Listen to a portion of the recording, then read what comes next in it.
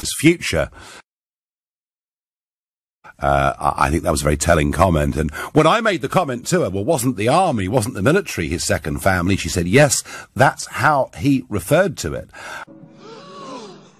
Now, last week, very, very interesting. We spoke to James Glancy, former Royal Marine officer, and James was really, really worried. Why? Why?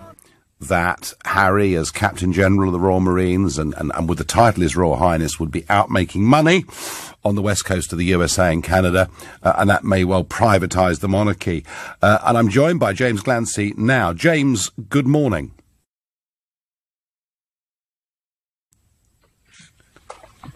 Hello, James. Yeah, hello. Hello, James, hi. Well, last week you basically said he can't have his cake and eat it. The Queen has intervened, and he will no longer be your Captain General of the Royal Marines. How do you feel about that? This is a really bold and honourable decision, and I don't think it would just be the Queen that made it. I'm sure Harry has come to that conclusion. It would have been very difficult to do this 50-50, as I said last week. They've been under a huge amount of pressure. If you just look at the articles being churned out in the media, all of it negative. In my opinion, it's no wonder they want to escape. But he's been a tremendous public servant, and it's going to be a huge loss to the armed forces and to this country. What I'm glad to see is that he's continuing to do his really good work with the Invictus Games. He's been doing so much for veterans, especially mental health, and of course amazing conservation charities. But I think ultimately they've come to the right decision. It's an honourable decision. Okay. To not commercialise the monarchy, to go and start a life with his family, and he's prioritising that. And I think it's an admirable decision. Yeah, I think it's absolutely the right decision. It had to be one or the other, and clearly this decision is now decisive. We know where we're going. What worries me, James, for him, and I was just talking to Angela Levin, who did a biography of Harry and got to know him, is that he regarded the army, the military, as being his second family after his service. He'd been out in Afghanistan, etc. And he had these positions like being Captain General of the Royal Marines. And you're an ex-serviceman. I know you're still very heavily involved with the Marines. This will be a huge wrench for him, won't it? Well, I'm not hugely involved, but I am involved in some veterans charities. No! God, please, no! No! No! No! Yeah. Well, look, when I left, I found it really difficult, mentally and emotionally, because it is a family, it's a team, and you don't realise what you've got until you left. And I think Harry struggled. A lot of us struggle. And even now, I find myself, really missing the... Wait a minute. Wait a minute. First of all, you're not going to speed past that like you didn't just say what you just said.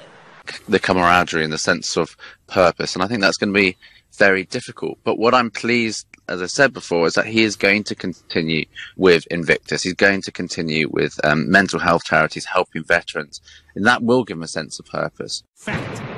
The uniform stuff, as I said before, that does require a member of the royal family to take that over, who's only a serving member of the monarchy, not half in, half out.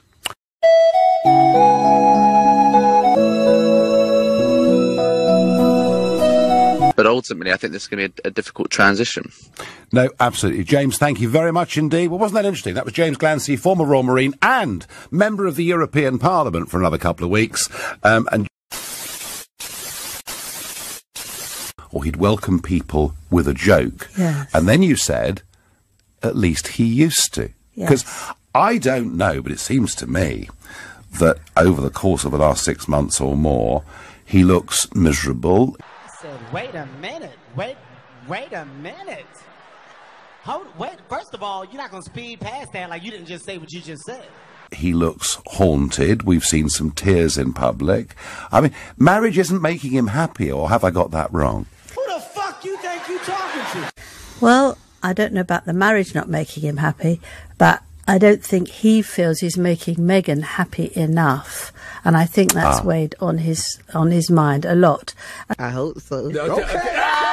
And of course, we were discovered today that, in fact, the Queen has known quite a long time about their unhappiness of being part of the royal family, and I suspect that, you know, they've been talking about this, and she's got more and more unhappy. Bitch. Which we heard about in South Africa when she said she felt she was existing and not living. Well, if that wouldn't make a new husband of under 2 years very unhappy, I don't know what would.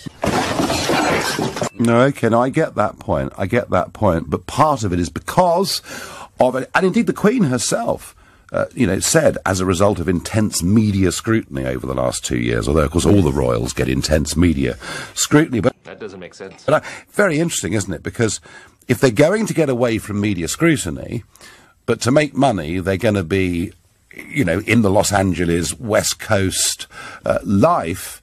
I mean, surely they've got this wrong, isn't the media scrutiny going to get even worse?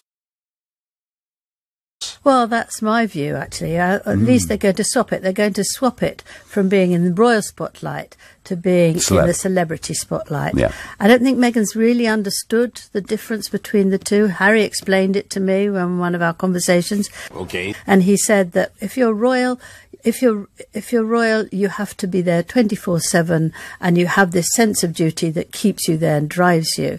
Fact.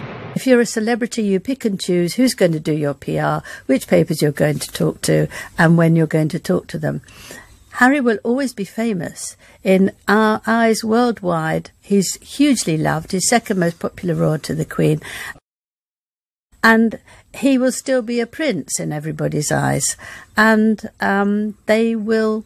with a different kind of publicity. But Angela, what will he do? Well, that's also very And she true. can go back to, they've got Disney voiceovers they've been pitching for. She might do some acting again. She might go on the Oprah Winfrey show. I mean, you can see that she can have a completely full life out there. What does he do? Well, she's also got loads of friends and good connections, which Harry won't have that either, or his family. I think that's a really big problem.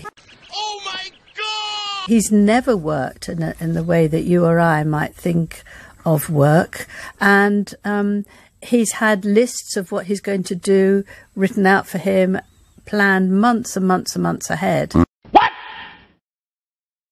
What the fuck? He won't work in an office. He told me he can't bear sitting in an office looking at a computer. He gets very agitated by it.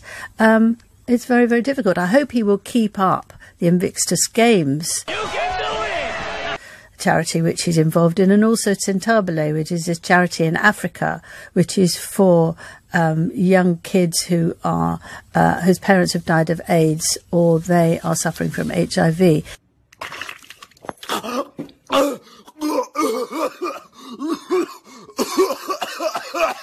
But that's not enough to keep a man in his mid-30s busy. And there were lots of other patronages too that he had. Well, they're all gone. I mean, they can't stay, can they? No, they've all gone. Right, they've all gone. They have all gone. And the military ones in particular have gone. Yeah. Oh, wow. And I don't know how he'll find out something, what he can do. But I do hope Meghan will help him.